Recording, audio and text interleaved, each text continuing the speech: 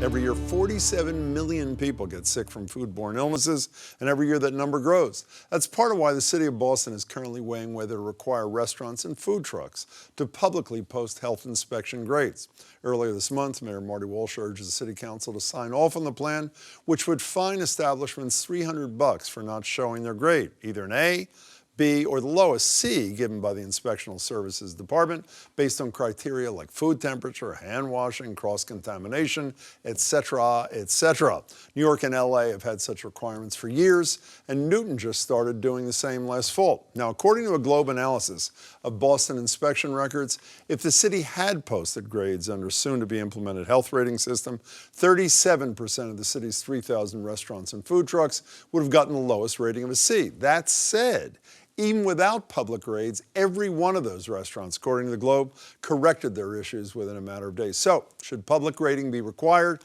Joining me to discuss are Bob Luz, President and CEO of the Mass Restaurant Association. Good to see you again, Bob. Great to see you. And Joan Salge-Blake, a spokesperson for the American Dietetic Association, who teaches nutrition at Boston University. It's nice to see you too. So I read your testimony, or part of it, at the Boston City Council. Read your quotes in the Globe.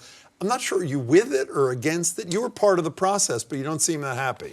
Well, to say that we would embrace it, the answer is no. I mean, the health and safety of every guest that walks into a restaurant in Boston or any other city or town across Massachusetts is paramount. It's number one. So what's your problem? Our problem isn't with letter grading. It's that we think the system isn't broken now. We have a good relationship with local city inspectors. They work collaboratively to ensure the safety of every guest. I don't work collaboratively with them. How do I know when I go in a restaurant? We don't work collaboratively with them. We don't collaborate together. Well, use the word. No. I didn't mean that in a pejorative way, but I don't get to be part of that conversation. So how do I find out how restaurants do it? It's already available today. Boston was the first city in the nation, I believe, if not one of the first 5, to post all the inspections online. So they're already there. Today. Yeah, so it's already there. So assuming for the moment that Bob thinks is going a little bit too far, should we even care? Oh, absolutely. Why should we care? Have you ever had foodborne illness, poisoning? Well, actually I have once. But let me tell you, you'll never forget that again. That is horrific.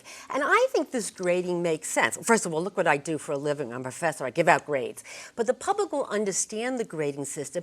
And, as long as we're transparent and we, specify what the grade really means, I think it would be great to have the public, know what the rating was on the restaurant they go to. You're worried they may not understand the grade, is that correct? It's the fact that all it represents is a single snapshot in time. So for instance, if the inspector comes in and a thermometer is missing from the front of a perfectly working freezer, or there's a sanitizer jar on a cutting board, for instance, that's a critical violation that knocks them out of an A. We'd all agree that's not meaning, that's a lapse in judgment or a lapse in somebody just leaving something there for a second.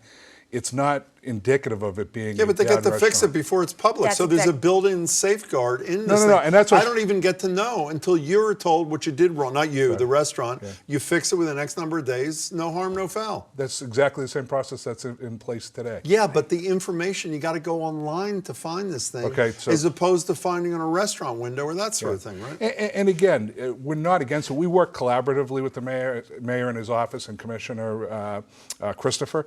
To get it to work for both parties. You were nervous you'd forget his name. No, I love Buddy. And we appreciate the fact that it was a very transparent process. But again, to put it glaring in front of the windows. As a matter of fact, one of the things that the commissioner ended up saying was, I said, look, isn't it mean more, as opposed to a guest walking up and seeing a grade on a window, turning and walking away, doesn't it make more sense, bring them into the restaurant, and if they see it inside the restaurant, that means more, the operator knows then that someone's turned around and made a choice. But what's the likelihood you're going to leave? I mean, you may not go in if it's on the outside. If it's on the inside and you're there, are you going to leave? I don't, that's the question. One of the interesting things about you say people should care, and that, 1 in 6 of us had a foodborne illness. Last year when these ratings came out, I was talking to a guy who's in the industry. He's the co-owner of a place called Myers and Chang. And by coincidence, Christopher Myers' favorite restaurant in Chinatown was number 1, the worst number of violations of any place. A guy who's in the business, here's what he had to say, just listen. The funny thing was, the #1 place that got the most sightings is a block from my house. I go there once Best a week. barbecue. I go there once a week. I bet once a week. Once a week. Now, you're going to keep going there once I a week. love the place. So does where they have 149 violations? And a lot of or something? violations. I know why they have the violations. I mean, you can see in the back, you can see why they're doing things that you just can't do some places else in the city, possibly. But I know that the city's working closely with them to try and educate them to come up to code on some of their. But it's, I mean, they're hanging meats in the window for most of us. Which you're eating.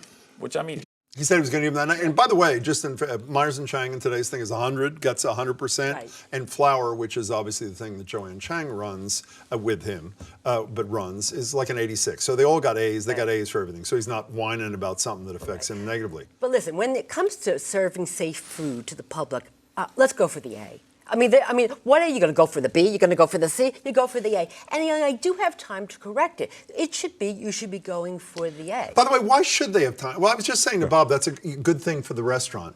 If they're a C, even if it's only a moment in time and they fix it, why am I not entitled to know it was only a moment in time and they fixed it 2 days later, but they were a C for even a short period of time? Shouldn't I be able to know that? Well, the good news is they're going to do backup on this. So you got to see, they're going to come in more often to check off that you went from that's C to part of it. A, and that A is staying. I got 2 points. One, the Cronut creator, New York Yeah, I City. know. Okay. I've been Remember there. he was shut down because of rats? Yeah. In the picture, with a rat running across eating his a cronut? restaurant was his A. Yeah. So keep that in mind. I'm not number saying one. they're perfect. And then 2, if we're worried about the safety and the health of everybody, how come our hospitals aren't graded? I don't see a grade when I walk into Mass General Hospital on the front door. Well, I don't know if they are or not, but the solution to that is not to ungrade restaurants. No. It's to grade I'm everybody. just saying, Can I tell you we're what the other being- problem we're is? being targeted. This correction thing that I was talking about a minute Yeah. ago that we were discussing a minute ago. I went back and I'm not going to name this restaurant because it's unfair because I only looked up one. I looked up the one that was the worst rated this year. Do you know it's been a C 3 years in a row if you use the thing right? And you know what they do? They're a C. And then all of a sudden they fix it when they're caught. And the message to me, and tell me if I'm being unfair, is we have unsafe conditions, even if they're comparatively not the worst thing in the world. And as soon as we're caught, we fix them. That's the problem. C, and then they fix it. Yeah. And again, we agree that bad operators should not be allowed to continue. So we should to grade operate. them, right? No, we have a process that works.